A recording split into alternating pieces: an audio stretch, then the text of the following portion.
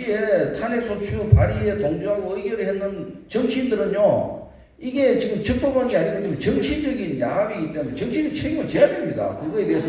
그러고 고해 성사를 해야 됩니다. 왜 그럼 자기 자신의 기술적 일을 파먹고 가려고 합니까? 말이 안 되는 거죠.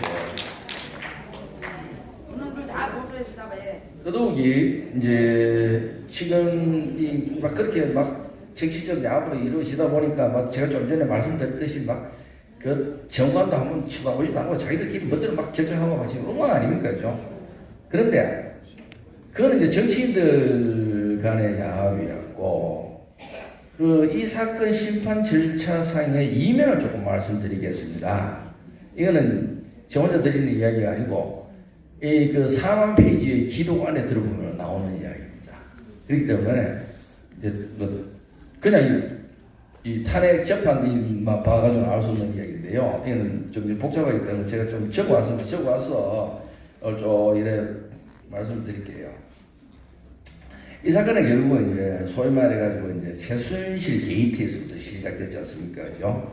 그런데 이 최순실 게이트가 발생되기 전 안초에는요, 지금 절로 언론에도 나오지도 않고 하는 그 김모 씨 그 일당이 있습니다.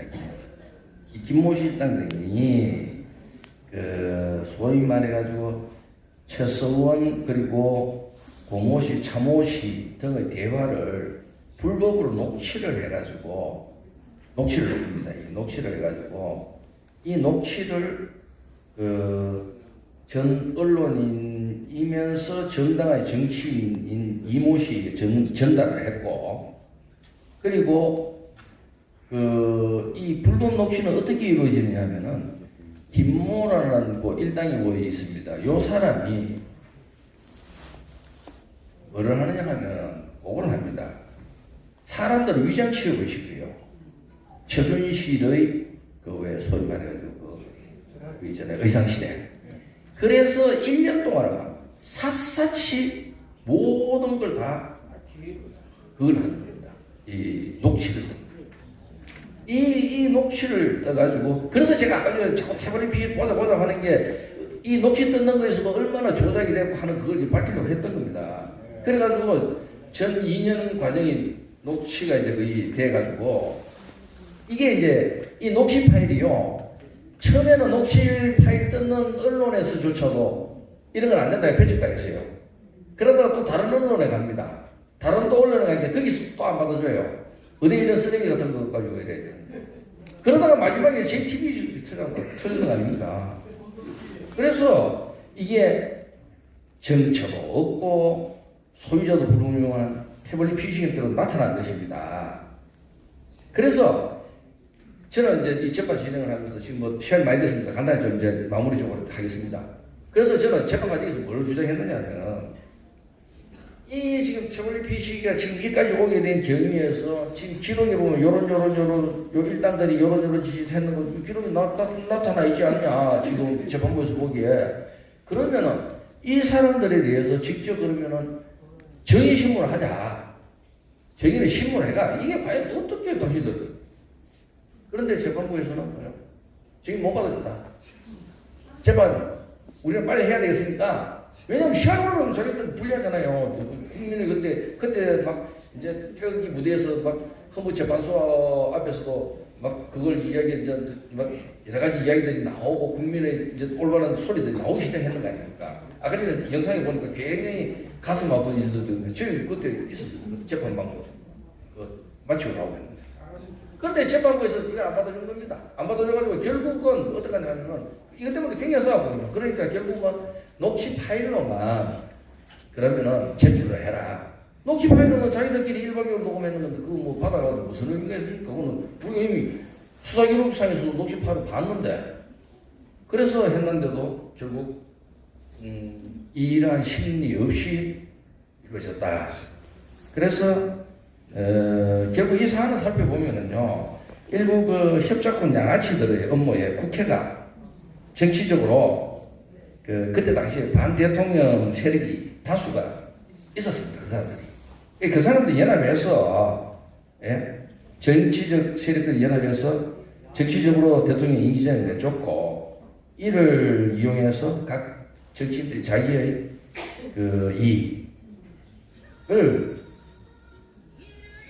도모하기 위해 가지고 결국 탄핵이라는 어떠한 이걸 도구를 이용한 것입니다. 그래서 그렇기 때문에 인해 가지고 우리가 지금 보면은요, 내용적으로도 이 보시면은 형식적으로는 탄핵이라는 어떤 뭐 결정문도 있고 이렇게 보이는 것 같지만 실질적으로는 정치적 목적으로 현재 헌법 질서를 파괴한 반헌법적 탄핵 심판으로 저는 평가하고 있습니다.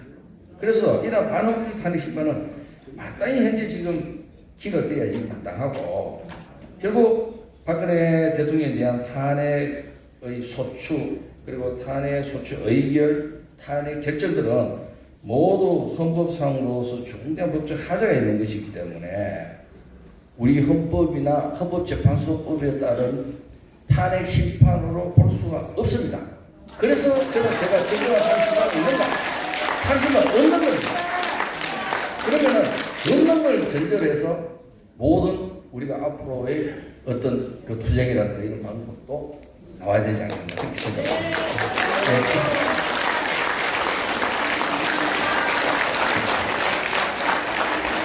이 시간에 재미없는 이야기 들어주신다고 해가지고 감사합니다. 혹시 그 궁금하신 게 있으면은 뭐 괜찮겠습니다.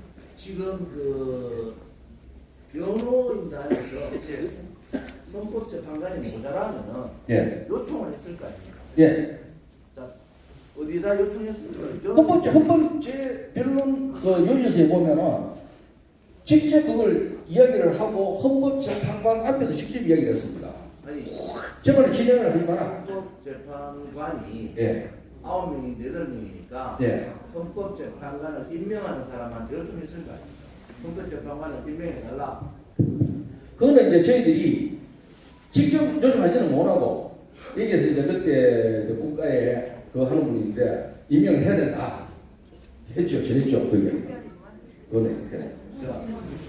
그게 그 당시에 대통령 대행이 황교안 씨 아닙니까? 황교안 씨한테 제출해달, 이렇게 임명을 해달라. 자, 이게 대단히 중요한 문제인 게 임명을 하게 되면은 헌법재판이 한 5개월 늦어지잖아요. 새로운 사람이 들어가서 내용을 다 봐야 되니까. 예. 자, 그러면 이정미도 그만둬야 되고 헌법재판관이 그만둬야 되잖아요. 예, 맞습니다. 그러면 3월달 탄핵이 안 되잖아요. 예. 그럼 8월로 넘어가면은 탄핵이 없는 거 아닙니까? 예, 맞습니다. 그렇지 않습니까? 맞습니다. 그거를 명확해야 된다는 거예요. 예. 자, 헌법재판관법에 문제가 있다. 예. 자, 우리 변호인단이 9명이 아니면 안 된다 해가 예. 싸움이 붙었지 않습니까? 예. 그러면은 헌법재판관 한석 빈자리를 예. 빨리 임명을 하는 것이 맞잖아요. 맞습니다. 자, 임명을 안 했잖아요. 예. 임명을 했으면은 그 다음에 이정미 나가고 그 다음 누가 나가죠?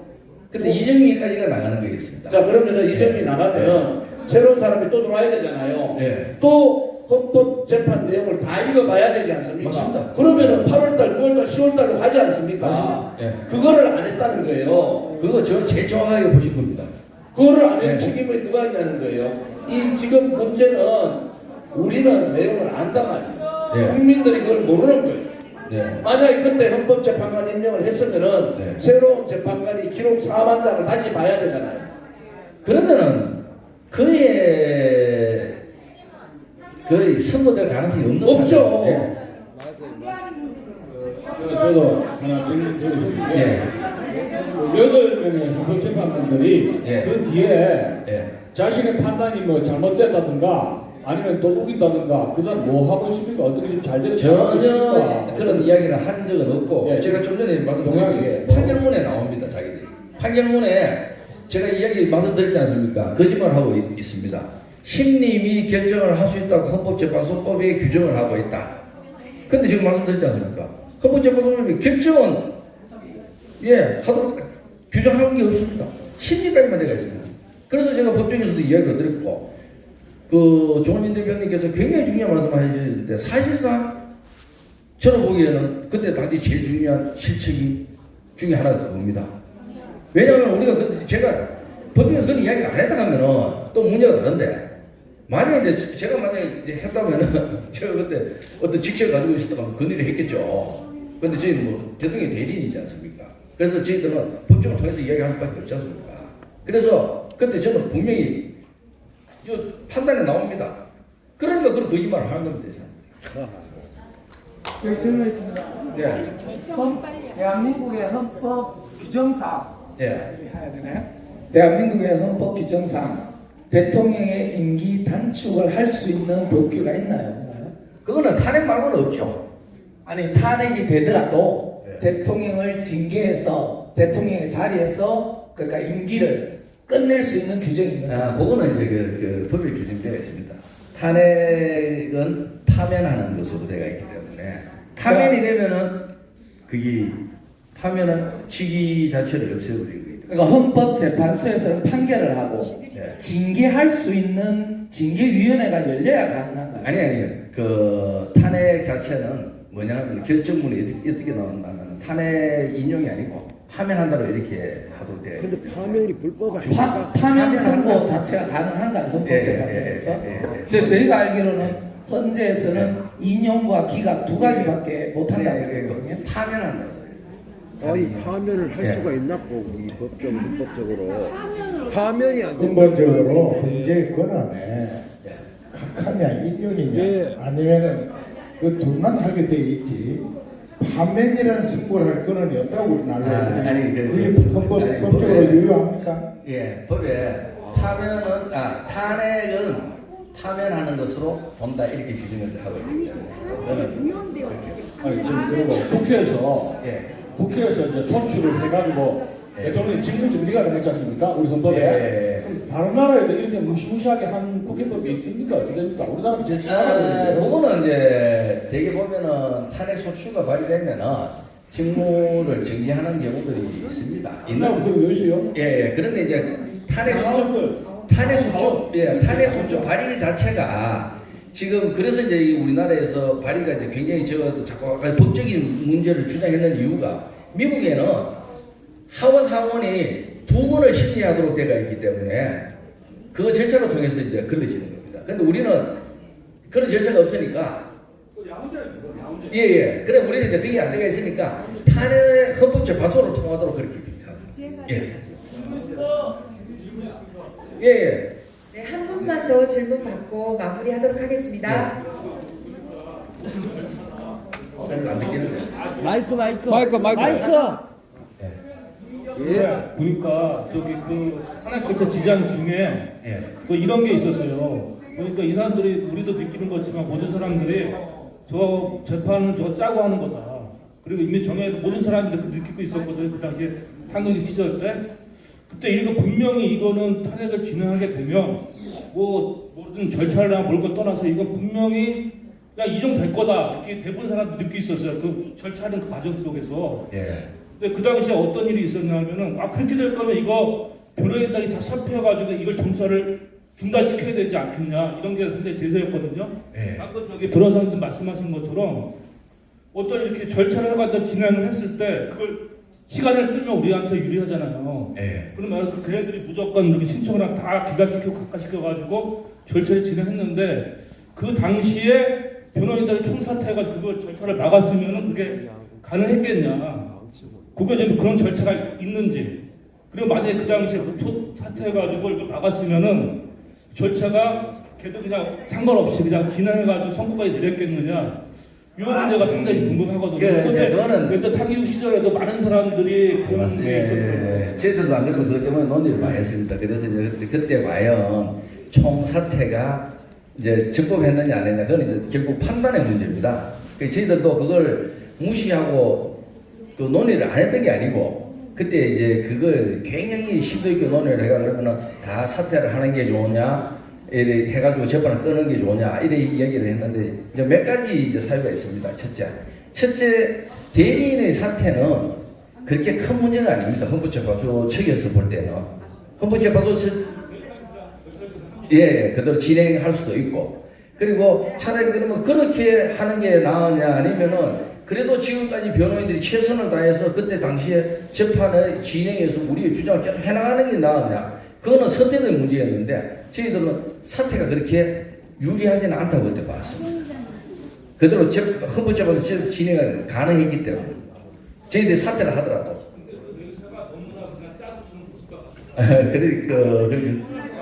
물론 이제 뭐 외부에서 그렇게 볼 수도 있겠지만 하여튼 저는 지금 제가 이야기 드리던 이 나름을 다 싸웠고 이 내용들이 다 나와 있습니다. 판결문 안에. 예. 네, 저 박근혜 대통령의 탄핵 심판에 대해서 다시 한번 짚고 넘어가는 토론에 깊은 의미 있는 시간 서성겸 변호사님 감사드립니다. 큰 박수 부탁드립니다. 그리고 오늘 참석하시려고 했는데 홍문종